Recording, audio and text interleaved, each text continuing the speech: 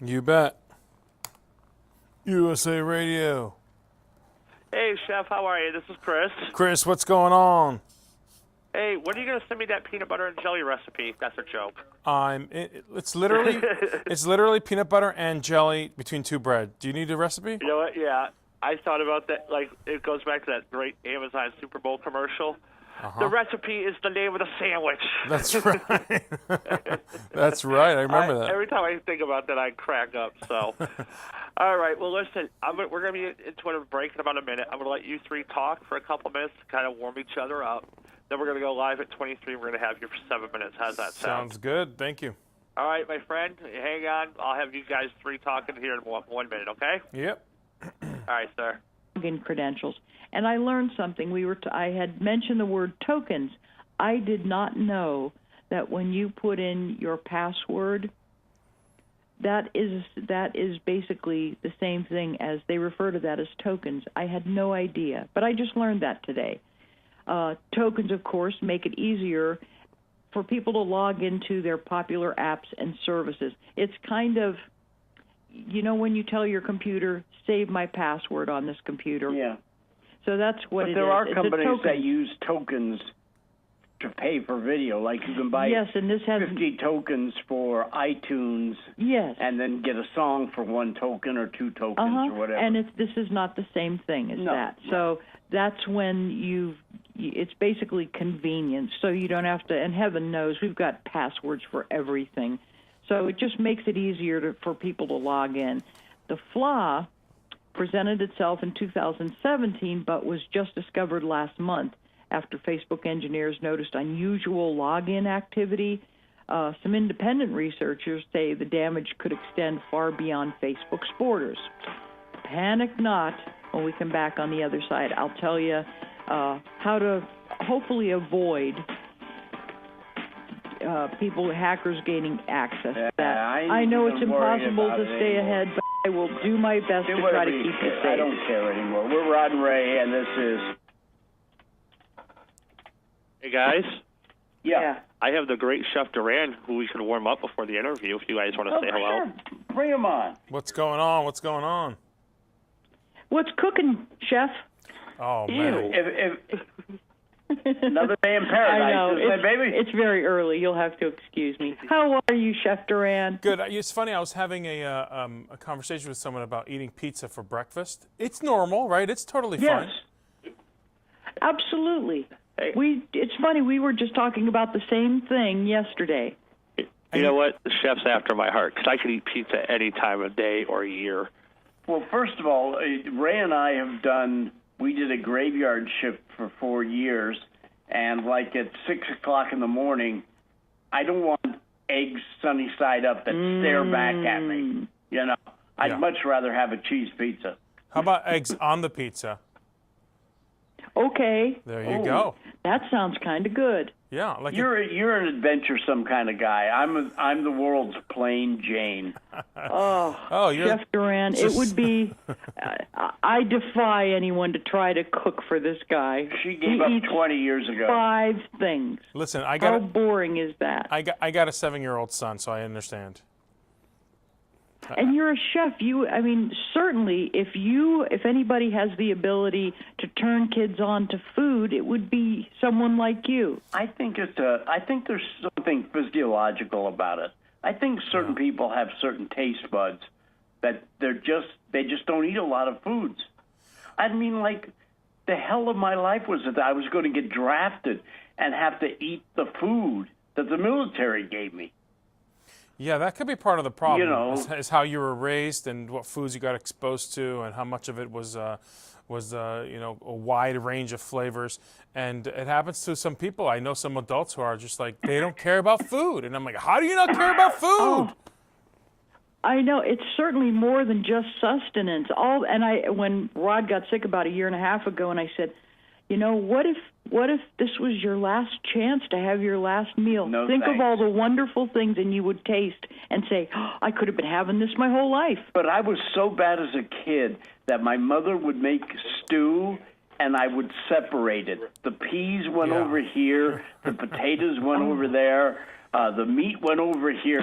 You can't let foods touch. 20 seconds, you freak. Thank you. Thanks for joining us. Good to hear your Duran. voice again, Chef. Thank you. Bet, Hang you on, bet. guys. We're about to have some fun. Okay. Okay, good. Touch each other.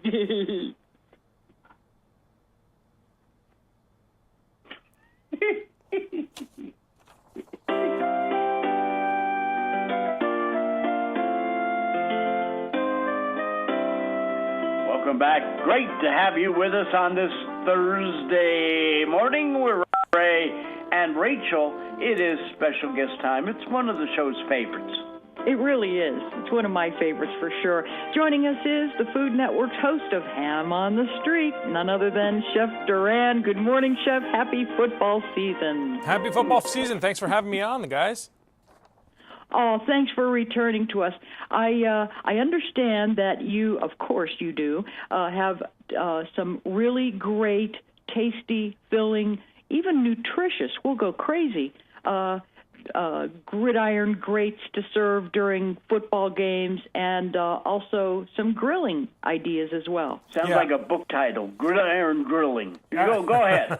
Absolutely. You know, a lot of people like to tailgate during the football season, but if you can't get to the game, well, there's this new thing called Homegating, which is pretty much tailgating at home with your friends and your family. So I'm going to give you a few tips, and for me, we got to start off with the right drinks, the right cocktails, and I'm working with the folks at Cocktail Artist Premium Cocktail Mixes. They're phenomenal. They have these amazing cocktail mixes and bar ingredients, 15 flavors to choose from. Each one is designed by award-winning mixologists. They have things like classic Bloody Mary. Their Bloody Mary is phenomenal. Every night I'm drinking some Bloody Mary, and not only are you getting your lycopene fix, you're getting the tomato savory sides of it. It is a fantastic mix that they have. So they use natural fruit juices with all their mixes. The flavors are natural, pure cane sugar, blue agave nectar. It really makes a difference when the quality of the mixes that you use have no high fructose corn syrup or artificial colors. So make a nice, make a great garnish for your Bloody Mary mix and serve it up for your big home gating event. You know, people tend to get a little intimidated when we don't know exactly how to make cocktails. So I love this idea. I think the work is done for you. Exactly. Yeah. The work is done for you, and there's a recipe in the back of it, too. All the bottles have recipes if you can add more stuff to it. You know, I got to talk about how technology has evolved and allowed us to cook better in different ways. And there's this thing that I'm so excited about. It almost feels like James Bond has come out of the woodwork into your kitchen. There's this awesome thermometer called the Meter, M-E-A-T-E-R, as in meat meter. It's by Aption Labs. So this is the world's first wireless smart leave-in meat thermometer. You literally put it in the meat. It's like this kind of like metal thermometer stick. You put it into the meat. It has like an antenna inside of it, a Bluetooth antenna, and it stays inserted throughout the whole cooking process. It sends a signal to your app on your smartphone, and it tells you the cooking times, how warm it is in the meat, how hot is it in the oven or in the grill, and it lets you cook precisely to your needs. And they have this new Meter Plus. It's a plus next to it.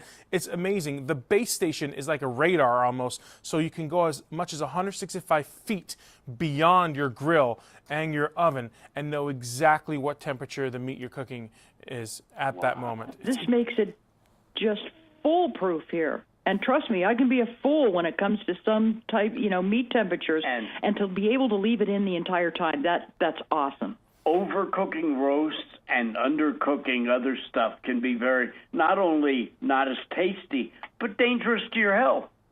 Yeah, you have to make sure all the meats are cooked properly at the right temperature. And also, when you overcook something, it's not as tender and nice. If you want to fillet, you got to cook it.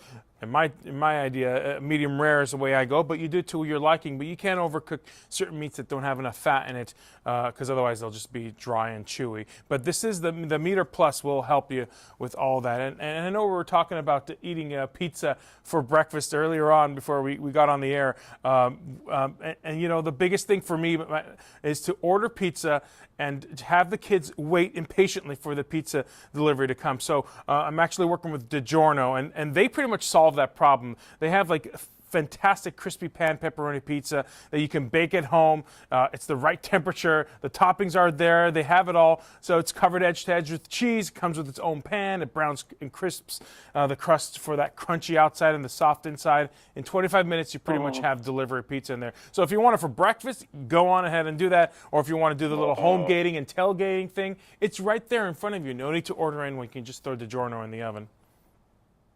See, because my theory on pizza is if you don't burn the inside of your mouth eating pizza, it ain't hot enough. It's funny. It's always better at the pizza shop. So if you can't get to the pizza shop, why not just make it at home, right? Right. And you don't have to wait for anyone to come, especially if it's crust to crust, edge to edge with toppings. Yeah. That makes my day. Chef Duran, where can we go for lots more information and recipes? All this you can find at dailylounge.com, including all the recipes. Wow. Too easy. Dailylounge.com, correct? That's right, dailylounge.com. And when you were talking about that thermometer, I think a lot of people, especially people who think they're like the masters of the barbecue, think that tool would not come in helpful to them. Well, yes, it would, because they cook to their taste. But if you got a tailgate party, you got 15 or 20 people. One person's idea of a great hamburger, like you said, you're a medium rare guy, as am I, will be offensive to a guy who likes a hamburger medium well. Yeah, and the meter, they sell little packets of different types of thermometers, so every meat can have that thermometer too. And you know, if you're worried about how much to cook it and so on, one of the things that I tell people is to try to purchase smoked sausage. And smoked sausage tends to be pre-cooked, and all you have to do is kind of just throw it into a pot. I make a fantastic Southwest smoked sausage chili mac every year for my tailgating parties, and I use Eckrich original skinless smoked sausage for that. It is fantastic the way it comes all together. Thank you, Chef Duran. Give us the website real quick. The clock has beat us once again. No problem. It's dailylounge.com, guys. That's an easy one.